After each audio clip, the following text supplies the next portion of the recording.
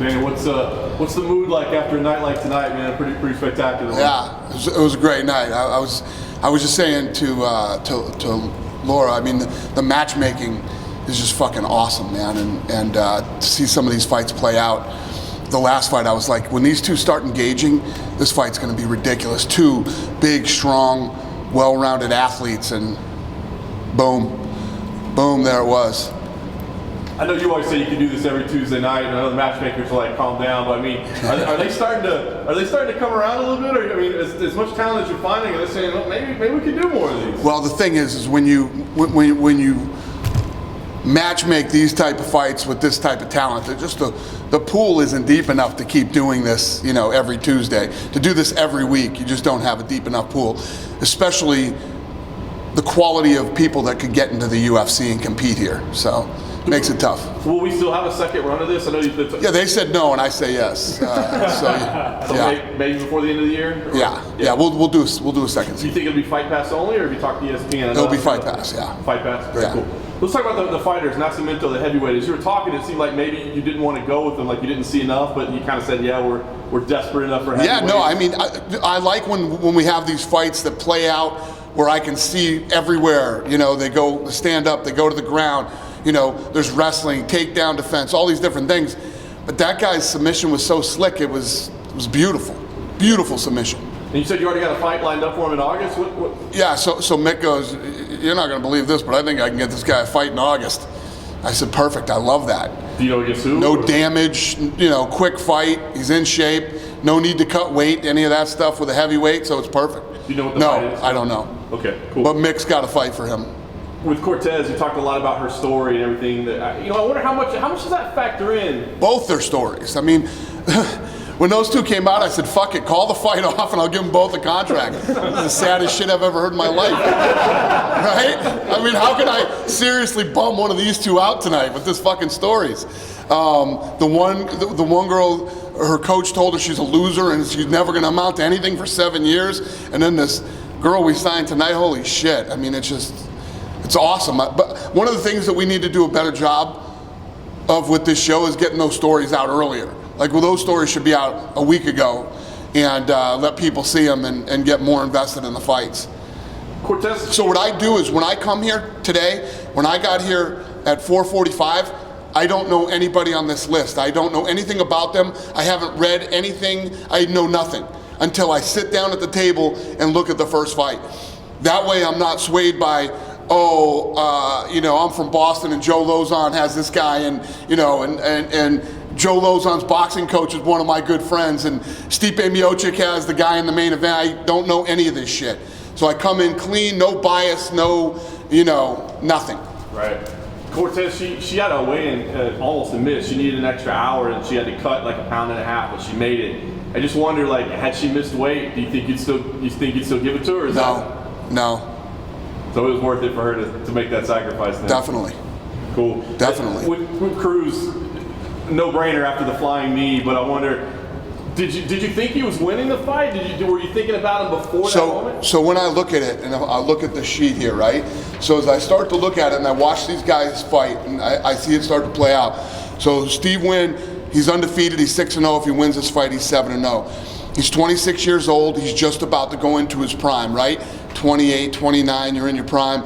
And I love the kid's style, he moves forward, he's got a great chin, he keeps taking shots, and as the fight goes on, Cruz is 7-2, I like undefeated guys, I like young guys and everything, but as the fight starts to play out, how do you not like Cruz? And you see, him picking him apart and also nailing this kid with shots that would finish most other people, and he's still coming after you and moving forward, and then the flying knee just seals the deal. How do you not like? I can't wait to see this kid fight again. Did you think he was winning the fight, or do you think that was That's what we were saying too. Sean, Mick, and I were like, I'd love to know how this thing was scored, because it's fights like that are tough to score, and we were talking about that. We were going to find out what the score was, but we didn't. Yeah. Last thing for me, I want to ask you about Alexa.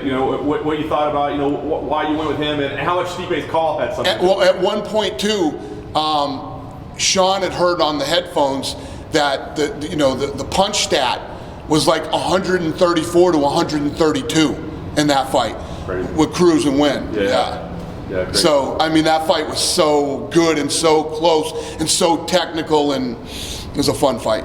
Nice. So, Stipe, no. Yeah, but Alexa, I mean, that kid, second flying knee, right after he got rocked with a big punch, you know.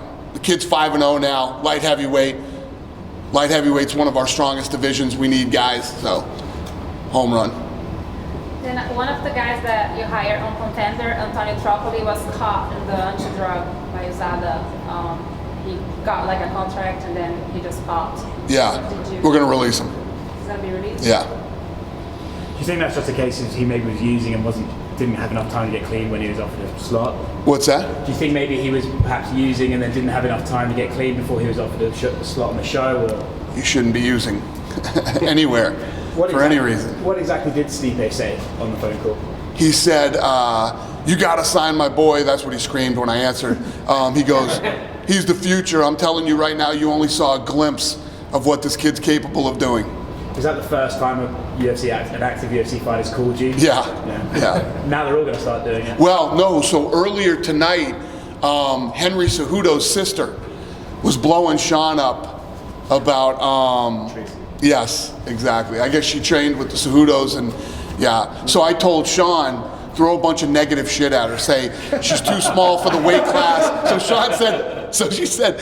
She said Sean told her she's too small for the weight class. Said something about her striking. I gave him like 10 negative things to say to her, and then she texted Sean back and said, "I'm going to slap you when I see you."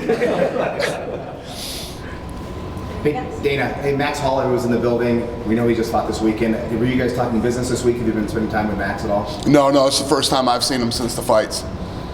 How come he's in town? I don't know. Vegas, man. Vegas. Dana, I know you went on record to say, I think before, that the Ultimate Fighter was coming back. Can you kind of tell us again what the status is? Yeah, so funny you should ask that. Pelagian is here tonight. Pelagian came, it's the first time he's seen the facility. I'm going to meet him for dinner right now. So Pelagian and I are working on the Ultimate Fighter right now. Any sort of time frame as when we... We'll figure that out tonight. Yeah, we're going to dinner. Literally, they're waiting for me for dinner right now. You think you put it on Fight Pass? Me, him, and Borsari are going. Fight Pass? Yeah. I don't know. We're working on that. Is that going to be something where you use the coaches' slots as two active fighters to build their fight, or are you going to go more towards the icons of the sport that just can help these young guys learn? What's the question? So sometimes with the Ultimate Fighter, you see like two guys who are fighting in a few months, you want to build their fight, and then other times we've seen like Chuck Liddell come in. Yeah, well, I think we're going to switch some things around, do some things different. But I truly believe that the Ultimate Fighter is so key in building young talent. You know, this show is fun and guys come in, but what they have to go through with cameras in their face 24/7, being away from home, being away from their families and all the bullshit, hardcore training every day with these dream camps that are fucking built, right?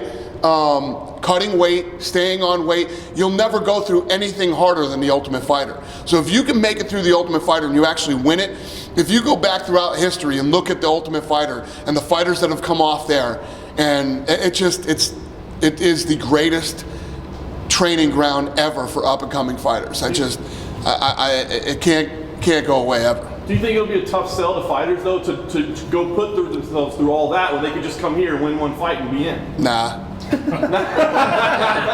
Nah.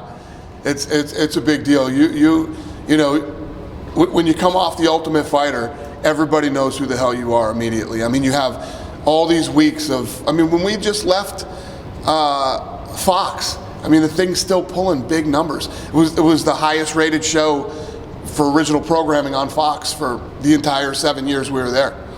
Do you think that that's what the Ultimate Fighter does maybe a little bit better than this, and that you hear the stories, you have a little lead up? Yeah, you learn more about them. The fighters have to go through so much more shit. If you ask anybody who's ever been on the Ultimate Fighter, they would never take it back. What they went through and what they learned and what they came out with at the end was invaluable. Even people that don't make it to the show demand more money in smaller shows. You come off the show and it's like tonight. Like this kid that I feel bad about this kid. I always hate sending people away. But Daniel Rodriguez, he had a good showing tonight. He didn't have a bad showing. He had a good showing. He's 9-1, and he's a free agent right now, right? I just saw that the PFL picked up that other kid that everybody was bitching about that I didn't sign. You know what I mean? So he got picked up. The PFL gets this kid, and everybody knows who he is. He's got a story, and people know. So we'll see if there's interest for him to fight. But He said it was the biggest deal of his life. huh? He said it was way more money than he's ever made before. Yeah, and coming on this show, whether you make it or don't make it, just like the Ultimate Fighter, is huge. I mean, we look at the numbers. Sean O'Malley, when Sean O'Malley fought in the Contender Series, 3.3 million people watched him fight. So right off that show, I don't know if you remember, it was like either the next fight or the one after it, I co-main evented him. Fucking 3.5 million people watched him fight. He co-main evented, coming right off the Contender Series. So win, lose, or draw on this show is good for you. Is that like total views? Like, does Yeah. people go back and watch it? That's just kind of the deal. To date, right now, Okay. 3.5 million people saw Sean O'Malley fight in the Contender Series. Because you said, that you guys, we don't do a good job at promoting these stories beforehand. So, Right. getting people to talk to people Yeah. live is But the Contender Series has been fucking killing it. But let me put it into perspective for you. 3.3 million people watched O'Malley. Yusuf did 3-point-something million. And the list goes, I can't remember everybody in line, but we have them all lined up. And Greg Hardy's first fight, he did 1.6 million viewers. So, it's fucking huge. Think about that. These guys that come in here, nobody knows who they are, and those are the numbers that these guys are pulling. One quick question, Dan, before you leave. I think I speak for everybody here. Watching you and your post-fight reactions is great. Has ESPN ever thought of putting a split screen or doing something with you, maybe showing you during the fights? Well, they have it. They have a camera in front of me. They have 2 cameras in front of me the whole time. So, Like on the fight. Like, and it's not ESPN. It's us. We're producing this.